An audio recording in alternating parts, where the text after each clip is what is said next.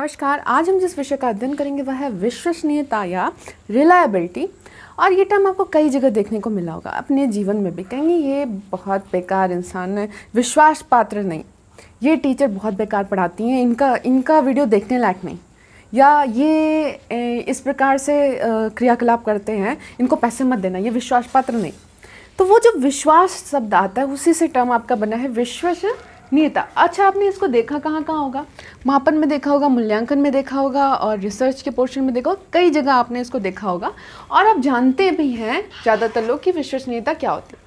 जैसे आपको कहीं जाना है और आपको घर छोड़ के जाना, किसी बच्चे आपके घर पे और आपको कहीं जाना हुआ, तो कहेंगे कोई ऐसा इंसान जिसको बोले कि यहाँ रहे और कोई नुकसान भी न करे, सबकी देखभाल भी कर दे। तो आप एक किसी विश्वसनीय इंसान को वहाँ पे बोलते कि आप रहोगे और हम जाएंगे। तो आपने कैसे आइडेंटिफाई किया? कभी तो उसको आपने कोई रिस्पॉन्सिबिलिटी दी होगी और उसने निभाई होगी। जब किसी का एक बार परीक्षण कर लिया जाए और पुनः परीक्षण पे भी वह लगभग समान आपका परिणाम दे, तो उसी को कहेंगे विश्वसनीयता। जैसे आपने किसी को पैसा उधार दिया तो उसने वापस कर दिया, फिर आपने उसको दोबारा पैसा दिया, तो कहेंगे ये विश्वसनीय है, तो वो लौटा देगा अगर, तो आप कहेंगे हाँ ये विश्वास पात्र है, आप इसको पैसा दे सकते हैं। फिर आपने किसी को पैसा दिया, वो लौटा दिया, फिर दोबारा ज़्यादा पैसा दे दिया और नहीं लौटाया, तो क्या कहेंगे वो विश्वसनीय है? नहीं। यही टर्म आपका विश्वसनीयता भी। यहाँ पे विश्वसनीयता जो आपकी डिफाइन की गई है वो फ्रीमैन ने की है। कैसे? कि एक समान प्रारूप वाले दो परीक्षण, अगर एक समान प्रारूप वाले दो परीक्षण या कोई भी आपका टर्म है, किसी चीज़ को आप कोई टेस्ट ले रहे हैं, अगर फ्रीमैन के अनुसार कहें तो एक समान प्रारूप वाले दो परीक्षण अगर परीक्षण और पुनः परीक्षण पर लगभग समान आपका परिणाम दे, तो इसे कहेंगे विश्वसनीयता। जैसे अगर आपने किसी को एक टेस्ट दिया और आपका स्कोर आया 100 में 50, और वही टेस्ट अगर आपने किसी दूसरे को दिया और वहाँ आया लगभग 55, तो क्या देख के लग रहा है? विश्वसनीय है कि नहीं? लगभग समान है। लेकिन एक बार आपने एक ही प्रकार के ग्रुप पे क्या किया, एक बार टेस्ट दिया 100 में पाया 80 और एक बार टेस्ट दिया 100 में पाया 30, तो क्या ये टेस्ट जो था आपका वो रिलायबल था? नहीं। यहाँ अगर देखा जाए तो किसी को आप टेस्ट करते हैं जब, तो उसमें ये टर्म आप यूज़ करते हैं विश्वसनीयता का। तो विश्वसनीयता एक ऐसा आपका गुण है, क्या है? गुण है, जिससे हम किसी परीक्षण पे विश्वास कर सकते हैं। अर्थात वो किसी भी परिस्थिति में वही आपका क्या परिणाम देगा, लगभग समान, क्योंकि इसके कई लेवल होते हैं। दूसरा इसके डिफिनेशन देखें, गिलफोर्ड ने क्या कहा है? गिलफोर्ड के अनुसार क्या हुआ? इन्होंने कहा सत्य प्रसरण अनुपात। क्या कहा? सत्य प्रसरण अनुपात ही विश्वसनीयता होती है। अर्थात अगर यहां से देखिए इनके डिफिनेशन से, तो इसका फॉर्मूला क्या होगा? रिलायबिलिटी इज इक्वल टू सत्य प्रसरण बटे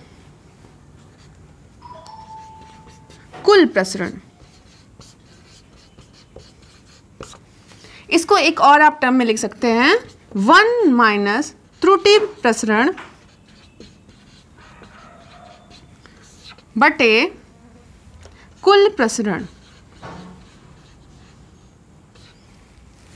यहाँ पे जब भी हम डिफाइन करेंगे विश्वसनीयता को, तो इस सूत्र से हम क्या कर सकते हैं? डिफाइन कर सकते हैं कि सत्य प्रसरण का कुल प्रसरण के सापेक्ष जो अनुपात होता है वही होती है विश्वसनीयता, या 1 माइनस क्या त्रुटि प्रसरण और कुल प्रसरण का अनुपात जो होता है वही क्या होता है? आपकी विश्वसनीयता गुणांक यहाँ पे कहा जा सकता है। लेकिन जनरली अगर आपको समझना है कि विश्वसनीयता क्या है, तो आप यही समझिए कि बार बार आप किसी चीज़ को किसी परीक्षण को आप टेस्ट कर रहे हैं, है ना, और लगभग समान अगर परिणाम दे रहा है, मतलब आप कहेंगे कोई इंसान ईमानदार है तो ईमानदारी के मामले में वो विश्वसनीय है।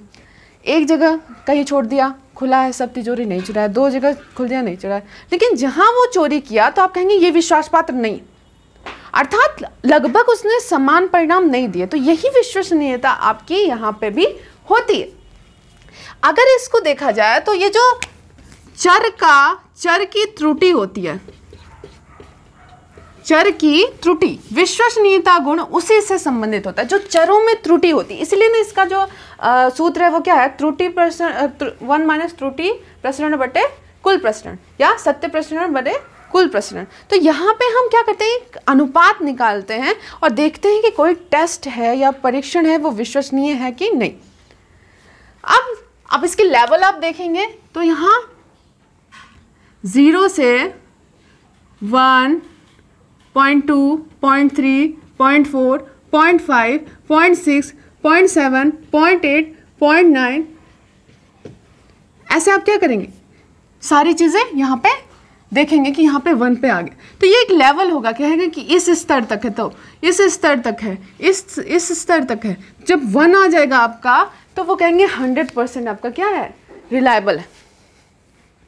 तो यहाँ पे कोई भी चीज़ 100% रिलायबल या विश्वसनीय नहीं होती है।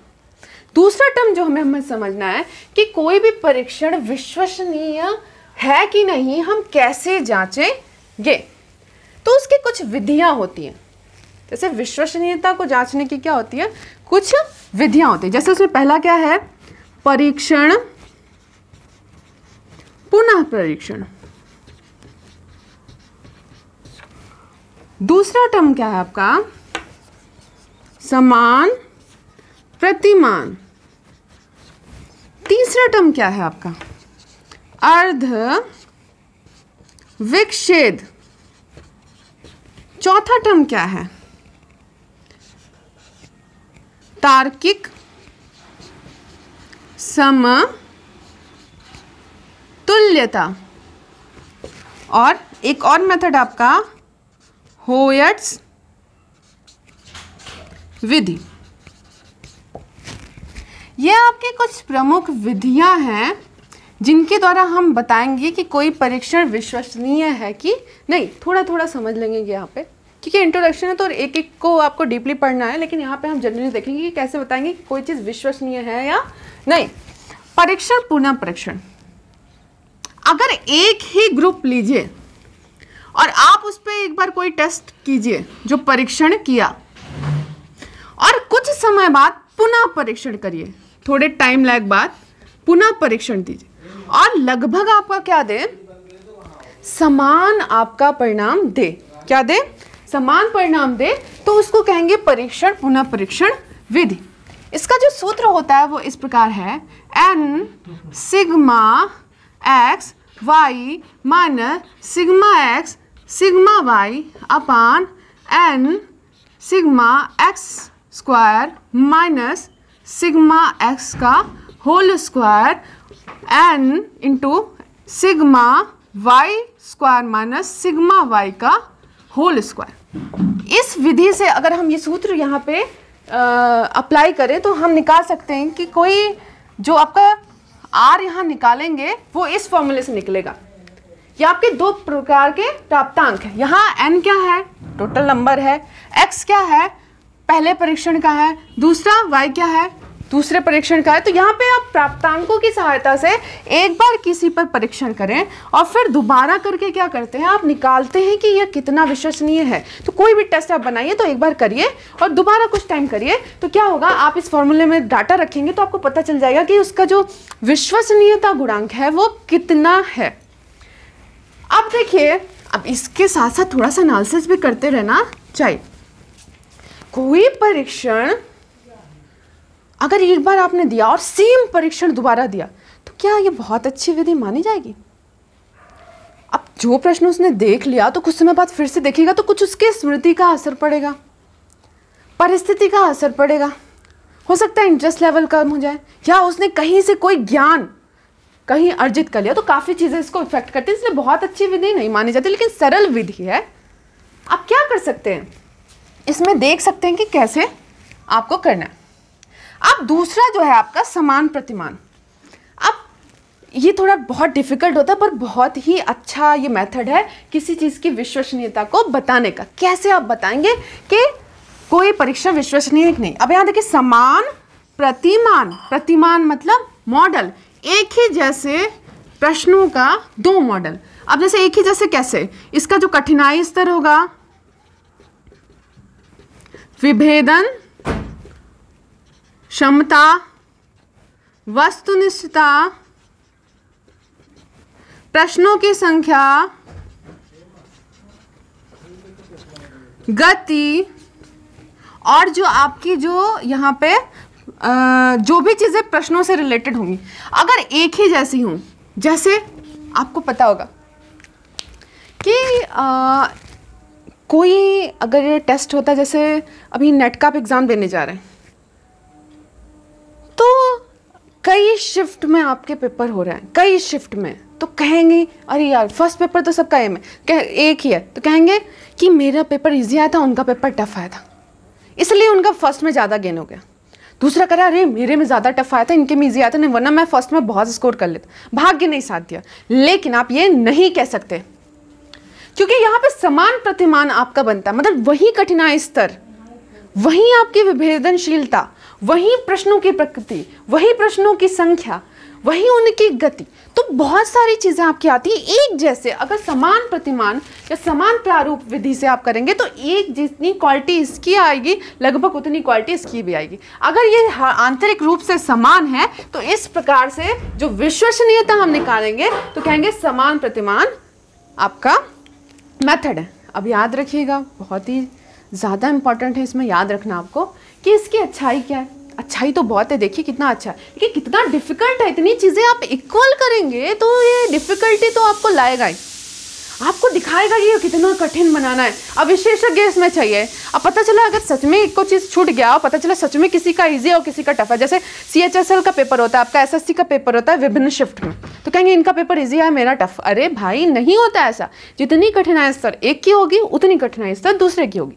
अब ये अलग है, फंसा पढ़ा हुआ नहीं फंसा, वो अलग चीज़ है, लेकिन जो लेवल ऑफ क्वेश्चन होगा वही सेम लेवल ऑफ क्वेश्चन। अगर दोनों प्रतिमान एक जैसे बने तो इस प्रकार से क्या कहेंगे, इस प्रकार से जो आपकी विश्वसनीयता निकाली जाएगी वो समान प्रतिमान विधि है।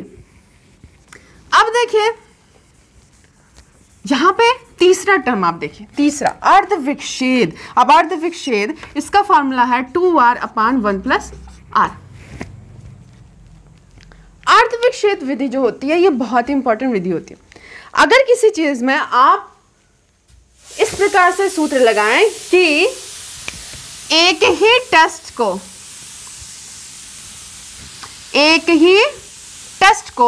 50-50 कर दें, अर्धविक्षेद मतलब आधे पे तोड़ दें, मतलब 50 प्रश्न यहाँ 50 प्रश्न यहाँ, या जैसे 50 प्रश्न टोटल है तो 25 इसमें 25 इसमें, लेकिन जो क्वालिटीज जैसे यहाँ पे विभेदनशीलता, विचलनशीलता, आपकी जो कठिनाई स्तर जो इनका हो वही इनका भी। अब समान प्रतिमान में दो अलग अलग पेपर थे, लेकिन अर्धविक्षेद में एक ही पेपर को दो भागों में बांटा गया। क्या दें?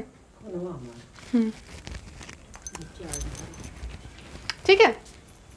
अब देखिए यहां पे क्या करेंगे, अब एक ही प्रश्न पत्र को दो भागों में हमने बांट दिया, आधा और आधा।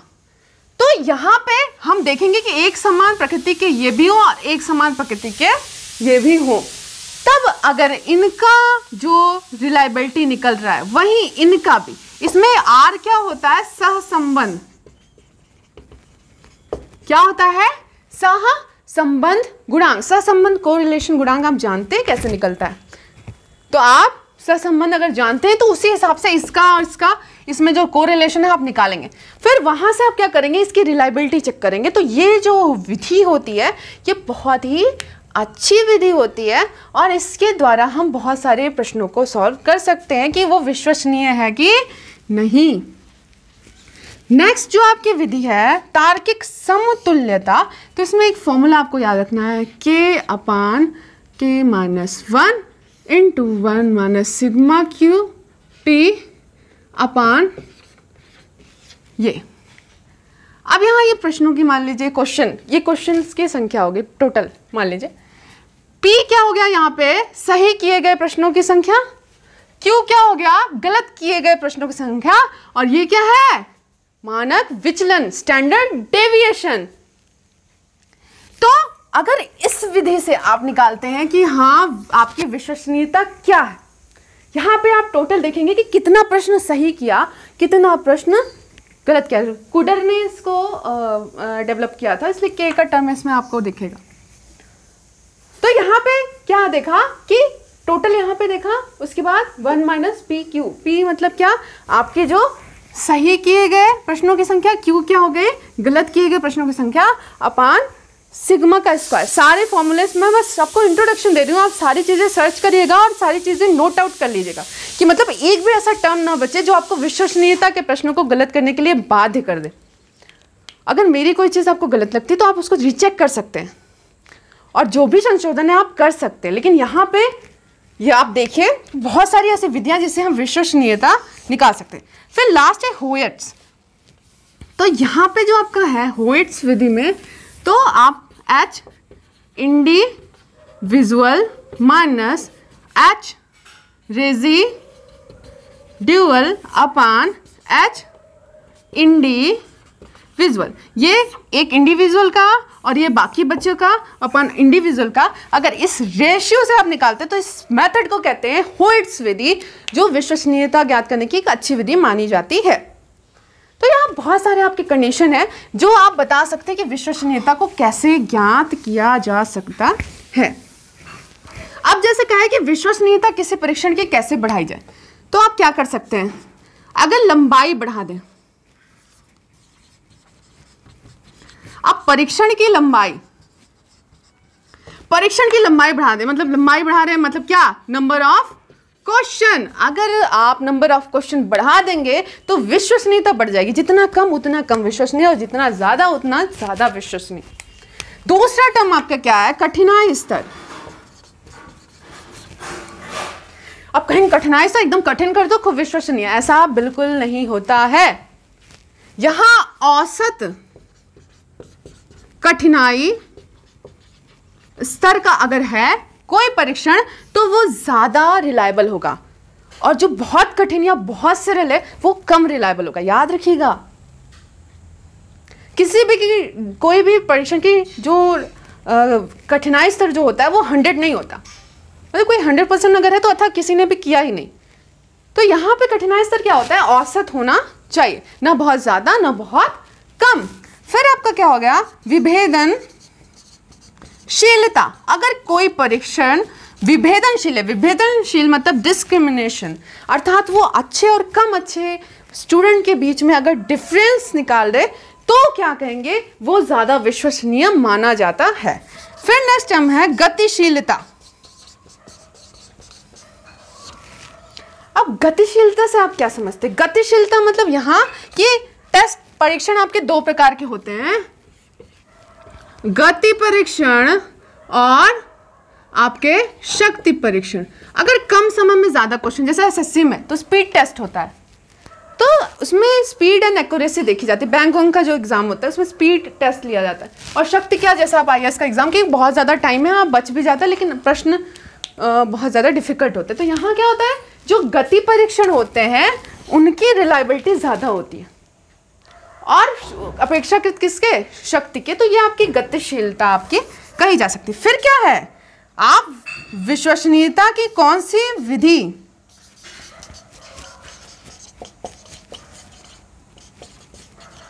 विश्वसनीयता निकालने की कौन सी विधि यूज कर रहे हैं, ये भी आपको बताएगा कि विश्वसनीय है कि नहीं है। जैसे आप परीक्षण पुनः परीक्षण से लगा रहे हैं तो क्या होगा, ज़्यादा उतना अच्छा नहीं देगा क्योंकि उस पर स्मृति का प्रभाव पड़ेगा एक्सेट्रा एक्सेट्रा। लेकिन आप अन्य समान प्रतिमान या अर्धविक्षेप से लगा रहे हैं तो ज़्यादा रिलायबल होगा। तो यहाँ पे ये सारी चीज़ें हैं जो आपकी विश्वसनीयता को प्रभावित करती है। एक टर्म आपका और है वस्तुनिष्ठता। माना जाता है कि अगर वस्तुनिष्ठता अगर बढ़ा दी जाए किसी परीक्षण की तो वो ज़्यादा विश्वसनीय होता है, अपेक्षाकृत अगर उसमें नकल ना हो। अगर बहुत ही टाइट व्यवस्था है, किसी से पूछ पाछ नहीं रहे, और वो क्या हुआ, वस्तुनिष्ठ है, मतलब वस्तुनिष्ठ प्रश्नों को जानते हैं, ऑब्जेक्टिव प्रश्न जो होते हैं जिसमें मूल्यांकनकर्ता का अपना कोई प्रभाव, कोई हस्तक्षेप और जो पूर्वाग्रह वो प्रभावित नहीं करते। तो अगर वस्तुनिष्ठ परीक्षण है, अर्थात प्रश्नों की प्रकृति क्या है, वस्तुनिष्ठ है, तो कहेंगे वो ज़्यादा विश्वसनीय है। तो ये आपकी समरी हुई विश्वसनीयता की। मुझे जितनी चीज़ें लगी कि आपको समझना चाहिए मैंने आपको बताई। इस पे और अध्ययन करिए, अपनी त्रुटियों को सुधारिए और इसको अच्छे से तैयार कर लीजिए। अक्सर इससे रिलेटेड प्रश्न आ जाते हैं नेट में, और कभी कभी जनरली इतना ज़्यादा डीपली आपका सीटेट में नहीं पूछता, लेकिन आपको जानना चाहिए कि हाँ क्या है। उसको विधियाँ नहीं पढ़ी, लेकिन विश्वसनीयता जानते रहिए।